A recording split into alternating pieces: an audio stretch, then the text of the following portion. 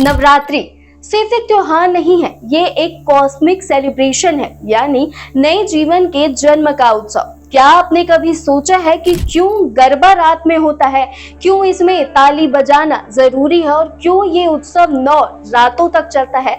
तो चलिए जानते हैं। गरबा शब्द आया है गर्भ से, यानी कि माँ के गर्भ से। ये गर्भ है सर्वोच्च माँ का, जो पूरे ब्रह्मांड को जन्म देती है। नवरात्रि में गरबा नृत्य वास्तव में जीवन की उत्पत्ति का उत्सव है। जब बच्चा माँ के गर्भ में होता है, वो हल्की सी मंद रोशनी महसूस करता है, ठीक वैसे ही जैसे चांदनी रात की रोशनी। इसलिए गरबा हमेशा रात में मनाया जाता है, ताकि वो अनुभव दोबारा जीवित हो सके। गरबा का गोलाकार नृत्य दर्शाता है पृथ्वी का अपनी धुरी पर घूमना और सूर्य के चारों ओर परिक्रमा करना। ये हमें याद दिलाता है कि जीवन एक सतत चक्र है, जहां जन्म और मृत्यु दोनों को सेलिब्रेट करना चाहिए, क्योंकि मृत्यु के बिना पुनर्जन्म संभव नहीं है।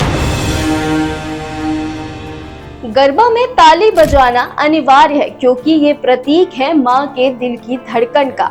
गर्भ में बच्चा माँ की धड़कन सुनता है और उसी से सुरक्षित महसूस करता है। यहाँ तक कि जन्म के बाद भी माँ बच्चे की पीठ को हल्के से थपथपाती है, ताकि वो शांत होकर सो सके। ताली उसी प्राकृतिक धड़कन का प्रतीक है।